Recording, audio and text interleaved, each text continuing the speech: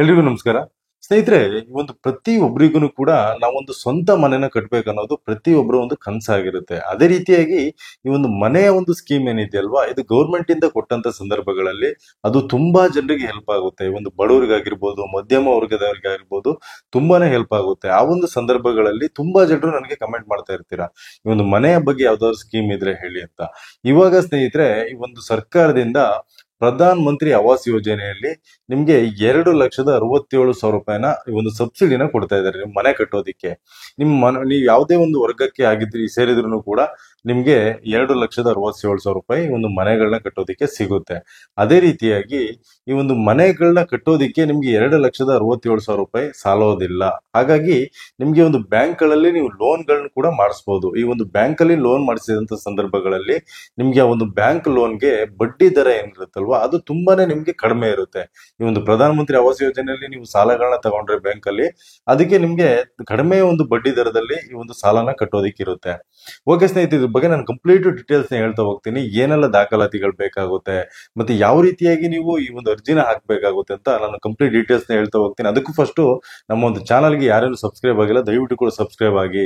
ನಮ್ಮ ಒಂದು ಚಾನಲ್ ಅಲ್ಲಿ ಯಾವಾಗ್ಲೂ ಕೂಡ ಈ ಒಂದು ರೈತರಿಗೆ ಒಂದು ಉಪಯುಕ್ತ ಮಾಹಿತಿಗಳಾಗಿರ್ಬೋದು, ಮತ್ತೆ ಇದೇ ರೀತಿಯಾದ ಒಂದು ಜನರಿಗೆ ಉಪಯುಕ್ತ ಮಾಹಿತಿಗಳನ್ನ ಕೊಡ್ತಾ ಇರ್ತೀವಿ. ಸಬ್ಸ್ಕ್ರೈಬ್ ಆಗೋದ್ರಿಂದ ತುಂಬಾನೇ ಹೆಲ್ಪ್ ಆಗುತ್ತೆ ಅಂತ ನಾನು ಹೇಳಲಿಕ್ಕೆ ಇಷ್ಟಪಡ್ತೀನಿ ಸ್ನೇಹಿತರೆ. ಓಕೆ, ಇವಾಗ ಈ ಒಂದು ಸ್ಕೀಮ್ ಏನಿದೆ ಅಲ್ವಾ, ಇದು ಗ್ರಾಮೀಣ ಪ್ರದೇಶದವರು ಕೂಡ ಅರ್ಜಿನ ಹಾಕ್ಬೋದು, ಹಾಗೇನೆ ಈ ಒಂದು ನಗರ ಪ್ರದೇಶದವರು ಕೂಡ ಅರ್ಜಿನ ಹಾಕ್ಬೋದು ಸ್ನೇಹಿತರೆ. ಅದೇ ರೀತಿಯಾಗಿ ಯಾರು ಇದಕ್ಕೆ ಅರ್ಜಿನ ಹಾಕ್ಬೋದು ಅಂತ ನೋಡೋದಾದ್ರೆ, ಮೊದಲನೇದಾಗಿ EWS ಅಂದ್ರೆ ಆರ್ಥಿಕವಾಗಿ ಹಿಂದುಳಿದ ವರ್ಗ, ಇಂಥವ್ರಿಗೆ ವಾರ್ಷಿಕ ಆದಾಯ 6 ಲಕ್ಷದ ಒಳಗಿರ್ಬೇಕಾಗುತ್ತೆ. ಒಂದು ಗರಿಷ್ಠ ಸಾಲದ ಮೊತ್ತ 6 ಲಕ್ಷ. ಅದೇ ರೀತಿಯಾಗಿ ಅದರಲ್ಲಿ 6 ಲಕ್ಷ ನೀವೇನಾದ್ರೂ ಕೂಡ ಸಾಲನ ತಗೊಂಡಂತ ಸಂದರ್ಭಗಳಲ್ಲಿ ನಿಮ್ಗೆ ಈ ಒಂದು ಸಹಾಯಧನ ಅಂತ ಹೇಳ್ಬಿಟ್ಟು 2,67,000 ರೂಪಾಯಿನ ನಿಮ್ಗೆ ಸಹಾಯಧನನ ಕೊಡ್ತಾರೆ, ಅಂದ್ರೆ ಸಬ್ಸಿಡಿನ ಕೊಡ್ತಾರೆ ಸರ್ಕಾರದಿಂದ. ಅದೇ ರೀತಿಯಾಗಿ ಮನೆ ಗಾತ್ರ 30 ಚದರ ಅಡಿ ಮೀಟರ್ ಇರ್ಬೇಕಾಗುತ್ತೆ. ಅದೇ ರೀತಿಯಾಗಿ ಷರತ್ತು ಆಸ್ತಿ ಕಡ್ಡಾಯವಾಗಿ ಮಹಿಳೆಯ ಹೆಸರಿನಲ್ಲಿ ಇರ್ಬೇಕಾಗುತ್ತೆ. ಅಂದ್ರೆ ಆ ಒಂದು ಮನೆನ ನೀವು ಮಹಿಳೆಯ ಒಂದು ಹೆಸರಲ್ಲಿ ನೀವು ಆ ಒಂದು ಮನೆನ ತಗೋಬೇಕಾಗುತ್ತೆ. ಈ ಒಂದು ಪ್ರಧಾನ ಮಂತ್ರಿ ಆವಾಸ್ ಯೋಜನೆಯಲ್ಲಿ ಮಹಿಳೆಯ ಒಂದು ಹೆಸರಲ್ಲಿ ನೀವು ಆ ಒಂದು ಮನೆನ ತಗೊಂಡು ಅದಾದ ನಂತರದಲ್ಲಿ ನಿರ್ಮಾಣನ ಮಾಡಬಹುದು.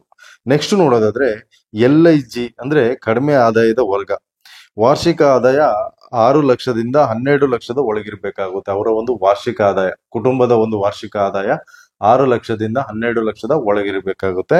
ನಂತರ ಗರಿಷ್ಠ ಸಾಲ ಮೊತ್ತ, ಅಂದ್ರೆ ನೀವು ಬ್ಯಾಂಕ್ ಅಲ್ಲಿ ಏನ್ ಸಾಲ ಮಾಡ್ತಿರಲ್ವಾ, ಆ ಒಂದು ಸಾಲ ಗರಿಷ್ಠವಾಗಿ ನಿಮ್ಗೆ 9 ಲಕ್ಷದವರೆಗೂ ಕೂಡ ನೀವು ಸಾಲನ ಮಾಡಬಹುದು.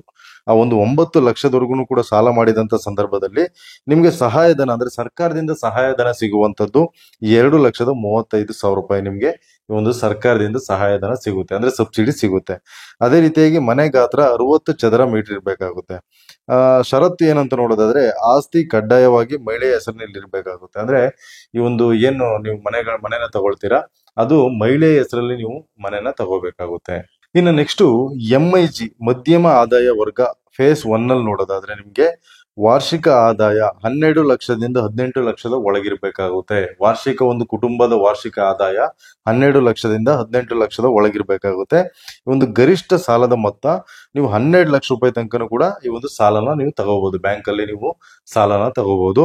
ಆದ್ರೆ ನಿಮ್ಗೆ ಸಹಾಯಧನ ನಿಮ್ಗೆ ಸರ್ಕಾರದಿಂದ ಸಿಗುವಂತದ್ದು 2,30,000 ರೂಪಾಯಿನ ಈ ಒಂದು ಸರ್ಕಾರದಿಂದ ಸಬ್ಸಿಡಿನ ಕೊಡ್ತಾರೆ. ನೀವು ತೆಗೆದುಕೊಂಡಂತ ಒಂದು ಸಾಲಕ್ಕೆ 2,30,000 ರೂಪಾಯಿ ಸರ್ಕಾರದಿಂದ ಈ ಒಂದು ಸಬ್ಸಿಡಿನ ಬಿಡ್ತಾರೆ. ಇನ್ನು ಉಳಿದಂತ ಹಣನ ನೀವು ಒಂದು ಅಂದ್ರೆ ಪ್ರಧಾನ ಮಂತ್ರಿ ಆವಾಸ್ ಯೋಜನೆ ಸ್ವಲ್ಪ ಕಡಿಮೆ ಬಡ್ಡಿಯಲ್ಲಿ ನಿಮ್ಗೆ ಈ ಒಂದು ಬ್ಯಾಂಕ್ ಲೋನ್ ನ ಕಟ್ಟೋದಿಕ್ಕೆ ಇರುತ್ತೆ. ಹಾಗೇನೆ ಈ ಒಂದು ಮನೆ ಗಾತ್ರ ನೋಡೋದಾದ್ರೆ 160 ಚದರ ಮೀಟರ್ ಇರ್ಬೇಕಾಗುತ್ತೆ. ಮತ್ತೆ ಷರತ್ತು ಆಸ್ತಿ ಕಡ್ಡಾಯವಾಗಿ ಮಹಿಳೆಯ ಹೆಸರಲ್ಲಿ ಇರ್ಬೇಕಾಗುತ್ತೆ. ಅಂದ್ರೆ ಇದು ಕೂಡ ನೀವು ಈ ಒಂದು ಲೋನ್ ಮಾಡಿಸ್ಲಿ ಅಥವಾ ಈ ಒಂದು ಮನೆಯನ್ನ ಸ್ಯಾಂಕ್ಷನ್ ಮಾಡೋದಾದ್ರೂ ಕೂಡ ನೀವು ಮಹಿಳೆಯ ಹೆಸರಲ್ಲಿ ಸ್ಯಾಂಕ್ಷನ್ ನ ಮಾಡ್ಕೋಬೇಕಾಗುತ್ತೆ, ಮಹಿಳೆಯ ಹೆಸರಲ್ಲಿ ಮನೆಯನ್ನ ಸ್ಯಾಂಕ್ಷನ್ ಮಾಡಿ ಕಟ್ಟಬೇಕಾಗುತ್ತೆ. ಇನ್ನು ನೆಕ್ಸ್ಟ್ ನೋಡೋದಾದ್ರೆ MIG-2 ಅಂದ್ರೆ ಮಧ್ಯಮ ಆದಾಯ ವರ್ಗ ಫೇಸ್ 2 ಅಲ್ಲಿ ನೋಡೋದಾದ್ರೆ ವಾರ್ಷಿಕ ಆದಾಯ 18 ಲಕ್ಷದವರೆಗೆ ಒಳಗಡೆ ಇರ್ಬೇಕಾಗುತ್ತೆ. ಅವರ ಒಂದು ವಾರ್ಷಿಕ ಆದಾಯ 18 ಲಕ್ಷದ ಒಳಗಿರ್ಬೇಕಾಗುತ್ತೆ. ನಂತರ ಗರಿಷ್ಠವಾದ ಒಂದು ಸಾಲದ ಮೊತ್ತ 12 ಲಕ್ಷದವರೆಗೂ ಕೂಡ ನೀವು ಸಾಲನ ಮಾಡಬಹುದು. ಈ ಒಂದು ಬ್ಯಾಂಕ್ ಗಳಲ್ಲಿ ನೀವು ಸಾಲನ ತಗೋಬಹುದು. ಅದರಲ್ಲಿ ನಿಮ್ಗೆ ಈ ಒಂದು ಸಹಾಯಧನ 2,30,000 ರೂಪಾಯಿನ ಈ ಒಂದು ಸಹಾಯಧನ ಕೊಡ್ತಾರೆ ಸರ್ಕಾರದಿಂದ, ಸಬ್ಸಿಡಿನ ಕೂಡ ಕೊಡ್ತಾರೆ. ಅದೇ ರೀತಿಯಾಗಿ ಮನೆ ಗಾತ್ರ 200 ಚದರ ಮೀಟರ್ ಇರ್ಬೇಕಾಗುತ್ತೆ. ಇನ್ನು ಷರತ್ತು ನೋಡೋದಾದ್ರೆ ಆಸ್ತಿ ಮಹಿಳೆಯ ಹೆಸರಿನಲ್ಲಿ ಕಡ್ಡಾಯವಿಲ್ಲ, ಅಂದ್ರೆ ಇದರಲ್ಲಿ ನೋಡಿ ನಿಮ್ಗೆ ಏನು ಈ ಒಂದು MIG-2 ಮಧ್ಯಮ ಆದಾಯ ವರ್ಗ ಫೇಸ್ 2 ಏನಿದಿರಲ್ವಾ, ಇಂಥವ್ರಿಗೆ ಈ ಒಂದು ಷರತ್ತು ಯಾವ ರೀತಿಯಾಗಿದೆ ಅಂದ್ರೆ ಆಸ್ತಿ ಮಹಿಳೆ ಹೆಸರಿನಲ್ಲಿ ಇಲ್ಲದೆ ಇದ್ರೂ ಪರವಾಗಿಲ್ಲ, ಕಡ್ಡಾಯವಿಲ್ಲ. ಇದ್ರೂ ಪರವಾಗಿಲ್ಲ, ಇಲ್ಲ ಅಂದ್ರೂ ಪರವಾಗಿಲ್ಲ. ಈ ಒಂದು ಮಹಿಳೆ ಹೆಸರಲ್ಲಿ ಇರ್ಲಿಲ್ಲ ಅಂದ್ರೂ ತೊಂದರೆ ಇಲ್ಲ, ಪುರುಷರ ಹೆಸರಲ್ಲಿ ಇದ್ರೂ ಕೂಡ ತೊಂದರೆ ಇಲ್ಲ. ಅದೇ ರೀತಿಯಾಗಿ ನೆಕ್ಸ್ಟ್ ಅರ್ಜಿ ಸಲ್ಲಿಸಲು ಅಗತ್ಯ ದಾಖಲಾತಿಗಳು ಏನೇನೆಲ್ಲ ಬೇಕಾಗುತ್ತೆ ಅಂತ ನೋಡೋದಾದ್ರೆ, ಮೊದಲನೇದಾಗಿ ಆಧಾರ್ ಕಾರ್ಡ್ ಬೇಕಾಗುತ್ತೆ. ಈ ಒಂದು ಆಧಾರ್ ಕಾರ್ಡು ನಿಮ್ಮ ಹತ್ರ ಖಂಡಿತವಾಗ್ಲೂ ಇರುತ್ತೆ. ಆ ಒಂದು ಆಧಾರ್ ಕಾರ್ಡ್ ಬೇಕಾಗುತ್ತೆ. ನಂತರ ಬ್ಯಾಂಕ್ ಖಾತೆ ವಿವರಗಳು, ಅದೇ ರೀತಿಯಾಗಿ ಆಧಾರ್ ಲಿಂಕ್ ಆಗಿರುವುದು ಕಡ್ಡಾಯ. ಅಂದ್ರೆ ಈ ಒಂದು ಬ್ಯಾಂಕ್ ಖಾತೆ ಏನಿದೆಯಲ್ವಾ, ನಿಮ್ಮ ಒಂದು ಬ್ಯಾಂಕ್ ಅಕೌಂಟ್ ಏನಿದೆಯಲ್ವಾ, ಅದಕ್ಕೆ ಆಧಾರ್ ಕಾರ್ಡ್ ಸೀಡಿಂಗ್ ಆಗಿರ್ಬೇಕಾಗುತ್ತೆ, ಆಧಾರ್ ಕಾರ್ಡ್ ಲಿಂಕ್ ಆಗಿರ್ಬೇಕಾಗುತ್ತೆ. ಅದೇ ರೀತಿಯಾಗಿ ಈ ಒಂದು ಭೂಮಿ ದಾಖಲಾತಿ, ನಿವೇಶನ ಪತ್ರ ಆಗಿರ್ಬೋದು, ಈ ಒಂದು ಸರ್ವೆ ನಂಬರ್ ಇರುವಂತ ಒಂದು ಪಾಣಿ ಏನಿರುತ್ತಲ್ವಾ, ಆ ಪಾಣಿನೂ ಕೂಡ ಬೇಕಾಗುತ್ತೆ. ಅದೇ ರೀತಿಯಾಗಿ ಆದಾಯ ಪ್ರಮಾಣ ಪತ್ರ ತಾಲೂಕು ಕಚೇರಿಯಿಂದ, ಅಂದ್ರೆ ಆದಾಯ ಪ್ರಮಾಣ ಪತ್ರ ನೀವು ತಗೋಬೇಕಾಗುತ್ತೆ ಒಂದು ತಾಲೂಕು ಕಚೇರಿಯಿಂದ. ಇದನ್ನ ಎಲ್ಲಿ ತಗೋಬೇಕಂತ ನಿಮ್ಗೆ ಗೊತ್ತಿರುವಂತ ವಿಚಾರ. ಈ ಒಂದು ನೆಮ್ಮದಿ ಕೇಂದ್ರಗಳೇನಿರುತ್ತಲ್ವ, ಈ ಒಂದು ತಾಲೂಕು ಕಚೇರಿಗಳಲ್ಲಿ ಒಂದು ನೆಮ್ಮದಿ ಕೇಂದ್ರಗಳಾಗಿರ್ಬೋದು, ಇನ್ನು ಈ ಒಂದು ಗೌರ್ಮೆಂಟ್ ಒಂದು ಸೇವಾ ಕೇಂದ್ರಗಳೇನಿರ್ತಾವಲ್ವ, ಅಲ್ಲಿ ನೀವು ಈ ಒಂದು ಆದಾಯ ಪ್ರಮಾಣ ಪತ್ರನ ಮಾಡಿ, ಅದು ಕೂಡ ಬೇಕಾಗುತ್ತೆ. ನಂತರ ಫೋಟೋ ಹಾಗೂ ಸಹಿ, ಈ ಒಂದು ನಿಮ್ದು ಫೋಟೋ ಕೂಡ ಬೇಕಾಗುತ್ತೆ, ಮತ್ತೆ ಒಂದು ಸಹಿ ಕೂಡ ಬೇಕಾಗುತ್ತೆ. ಅದೇ ರೀತಿಯಾಗಿ ಮನೆ ಇಲ್ಲದಿರುವ ಬಗ್ಗೆ ಅಫಿಡವಿಟ್ ನೋಟ್ರಿ ದೃಢೀಕೃತ, ಅಂದ್ರೆ ನೀವು ಲಾಯರ್ ಹತ್ರ ಹೋಗಿ ಒಂದು ನೋಟ್ರಿನ ಕೂಡ ಮಾಡಿಸ್ಬೇಕಾಗುತ್ತೆ. ಮನೆ ಇಲ್ಲ ಅಂತ ಹೇಳ್ಬಿಟ್ಟು ಒಂದು ನೋಟ್ರಿನ ಮಾಡಿಸಿದ್ರೆ ಅದನ್ನು ಕೂಡ ನೀವು ಇದಕ್ಕೆ ಹಾಕ್ಬೇಕಾಗುತ್ತೆ. ಅದೇ ರೀತಿಯಾಗಿ ಸ್ನೇಹಿತರೆ, ಈ ಒಂದು PM ಆವಾಸ್ ಯೋಜನೆಯ ಬೆಂಬಲ ನೀಡುವಂತ ಬ್ಯಾಂಕ್ಗಳು ಯಾವ್ದಾವ್ದು ಅಂತ ನೋಡ್ತಾ ಹೋಗೋದಾದ್ರೆ, ಮೊದಲನೇದಾಗಿ state bank of India SBI bank ಅಲ್ಲಿ ನೀವು ಈ ಒಂದು ಸಾಲನ ತಗೋಬಹುದು. ಬ್ಯಾಂಕ್ ಆಫ್ ಬರೋಡಾದಲ್ಲಿ ತಗೋಬಹುದು, ಪಂಜಾಬ್ ನ್ಯಾಷನಲ್ ಬ್ಯಾಂಕ್ ಅಲ್ಲಿ ತಗೋಬಹುದು. ಅದೇ ರೀತಿಯಾಗಿ HDFC ಲಿಮಿಟೆಡ್ ಅಂದ್ರೆ HDFC ಬ್ಯಾಂಕ್ ಅಲ್ಲಿ ಕೂಡ ನೀವು ಈ ಒಂದು ತಗೋಬಹುದು ಸಾಲನ. ICICI ಬ್ಯಾಂಕ್ ಅಲ್ಲಿ ಕೂಡ ತಗೋಬಹುದು, ಮತ್ತೆ ಕೆನರಾ ಬ್ಯಾಂಕ್ ಅಲ್ಲಿ ತಗೋಬಹುದು.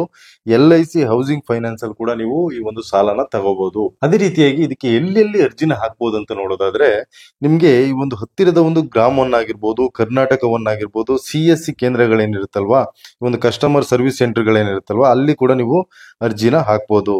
ಅದೇ ರೀತಿಯಾಗಿ ನಗರ ಪಾಲಿಕೆ ಕಚೇರಿಗೆ ಭೇಟಿ ನೀಡಿ ಅರ್ಜಿ ಸಲ್ಲಿಸಬಹುದು. ಅರ್ಥ ಆಯ್ತಲ್ವಾ?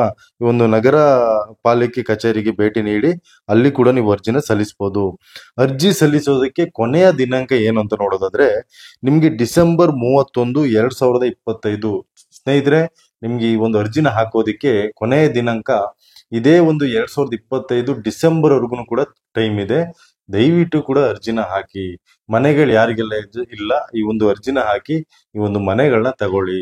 ಅದೇ ರೀತಿಯಾಗಿ ಸ್ನೇಹಿತರೆ, ತುಂಬಾ ಜನರು ನನಗೆ ಕಮೆಂಟ್ ಮಾಡ್ತಾ ಇರ್ತೀರಾ, ನಮ್ಗೆ ಮನೆಗಳು ಬೇಕು, ನಮ್ಗೆ ಮನೆಗಳು ಸಿಕ್ಕಿಲ್ಲ, ಹಾಗೆ ಹೇಗಂತ. ನೀವು ಸ್ವಲ್ಪನಾದ್ರೂ ಕೂಡ ಶ್ರಮ ಪಡ್ಬೇಕಾಗುತ್ತೆ. ಸ್ವಲ್ಪನೂ ಕೂಡ ಶ್ರಮ ಇಲ್ಲ ಅಂತ ಸಂದರ್ಭಗಳಲ್ಲಿ ನಿಮ್ಗೆ ಯಾವುದೇ ರೀತಿಯಾದ ಬೆನಿಫಿಟ್ ನ ತಗೊಳ್ಳೋದಿಕ್ಕೆ ಸಾಧ್ಯ ಆಗೋದಿಲ್ಲ. ನೀವು ಕೂಡ ಸ್ವಲ್ಪ ಶ್ರಮ ಪಟ್ಟು ಅದಾದ ನಂತರದಲ್ಲಿ ಅಪ್ಲಿಕೇಶನ್ ಹಾಕಿದ ನಂತರದಲ್ಲಿ ನಿಮ್ಗೂ ಕೂಡ ಆ ಒಂದು ಸ್ಟೇಟಸ್ ಕೂಡ ಚೆಕ್ ಮಾಡೋದಕ್ಕೆ ಬರುತ್ತೆ.